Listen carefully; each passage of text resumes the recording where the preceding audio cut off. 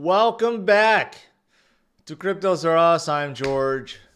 We're all George. If you look at this, we had a 3.5 billion exodus, the worst month. Well, not one of the worst months. Wait, is it one of, it actually shows here.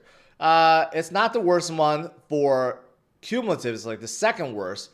But for BlackRock, it is the worst. So if you look at it, BlackRock led the way.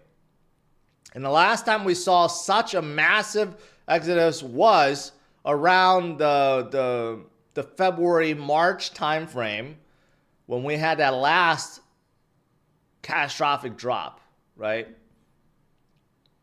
But the good news is, what happened afterwards? You know, I said Wall Street could be finicky sometimes. They sometimes mirror what retail investors are doing, which is panic selling. Let's not forget earlier this year, around January, February, March, April, very bad for markets. For Bitcoin, crypto, US markets all around, Wall Street was just selling everything. Okay? So we did have a massive outflow around that time. But guess what happened? Then they started FOMOing. And then we had massive inflows. So right now, I mean, obviously, if you look at it, the inflows far exceed outflows. Okay, it's nowhere close. We did have a bad month. And this month is not over yet. But what normally follows, as you can see, based on history, when you have bad, very bad outflows, what happens? Right? Have really good inflows afterwards. But yeah, right now, something's going on with BlackRock. That's for sure. Maybe BlackRock and JP Morgan, you know, maybe they're working together. I'm pretty sure of it. They're very close. Jamie Dimon and Larry Fink are very close. Maybe they're orchestrating something because JP Morgan right now is also causing a lot of Bitcoin FUD. A lot of FUD. And not only FUD, they're also shorting. Here's how they're doing it. First things first, Jack Mallers, which is an influential guy in the Bitcoin world. He's the founder of Strike. He's also the founder of the new 21 Capital, which is a Bitcoin treasury company. He brought out this tweet, or he tweeted it, saying that, you know, JP Morgan just closed his accounts. Okay? And they won't tell him why. I've experienced this years ago, but he's experiencing it now. And he's much more influential and much richer, and they're still doing it to him. Okay? And Jack Mallers says his dad has been a private client for 30 plus years, but it does not matter. They just shut down all of his accounts, and here's his proof. Okay, so why is JP Morgan doing this? Well, it seems like they're still targeting, first of all, Bitcoin people, and it doesn't care who they are, even if they're large, rich, very influential people. So that's still happening, okay? But not only that, you know, last week, there was a lot of drama about how MCSI may be reclassifying, and if they do, and they kick out companies that hold more than 50% of their assets in Bitcoin and crypto, will not be listed. Guess who spread this FUD too? I didn't know. It was JP Morgan. JP Morgan brought this out. So there's a lot of FUD out there being spread by one company. JP Morgan. So what's going on? What's going on? Why are they doing this now?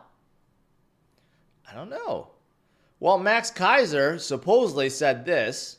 I don't know if this is true, that JP Morgan allegedly holds a huge short position on MicroStrategy, so large that a 50% pump above Friday's price could cause existential problems for the bank. And you know, the shorting of MicroStrategy You know what that reminds me of? Tom Lee. Tom Lee's interview last week said this too. He said he talked to a lot of his clients, a lot of clients in general, and they want to hedge against their Bitcoin. And by the only way for them to really do so, because they have such large positions in Bitcoin, they would short MicroStrategy. That's their hedge. So MicroStrategy goes down, then they make some money and offset some longs that they have with their Bitcoin holdings, right?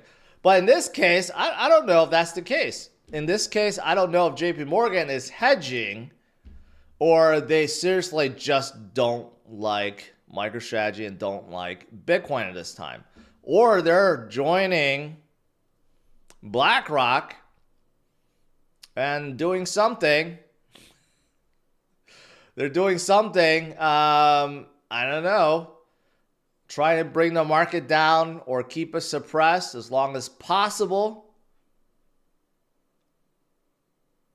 for some kind of agenda. You know, it's like all of a sudden, why now, right? And also reveals that JP Morgan just sold 134 million of strategy shares. Now, this was confirmed. I don't know about the short position, but this is confirmed, right? So, bottom line is there's a lot of FUD around MicroStrategy, around Bitcoin right now, right? This is all orchestrated. This is all done on purpose right now. I think, you know, some of this stuff is speculation, but some of it, you know, educated guess, right? You put two and two together, kind of makes sense. Some of the things that are being talked about. And what's that famous quote? I can't repeat it because I'm gonna butcher it. But the one from Sherlock Holmes, which is a fictional character, but still, what's if you remove all the,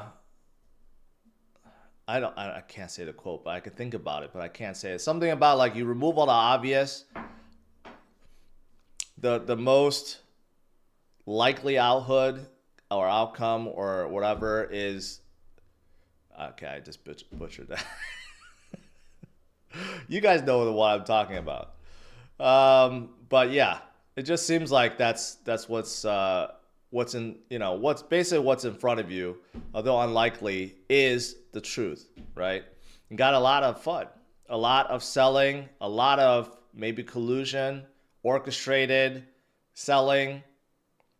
It's definitely holding us back. But let's not forget, there's a lot of FUD around MicroStrategy right now being delisted. You got short positions, you got people selling them off and all this stuff. But let's not forget, Saylor raised about $20 billion this year and has bought 200,000 Bitcoin. Okay, what other individual or what other company could say that? None. He's the only one that did it. He's continuing to push forward. And he has heard a lot of FUD before. Trust me, if you live through 2022, 2023, and 2024, it was bad for MicroStrategy because Saylor was a nobody. He came in 2020, put all the money in. He bought a lot towards the 2021 top.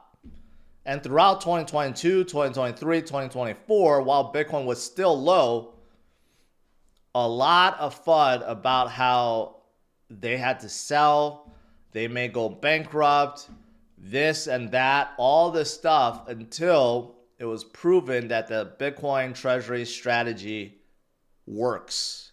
So he has heard a lot of FUD before. And the best way to counter FUD is just to prove them wrong. And he's going to continue to do that.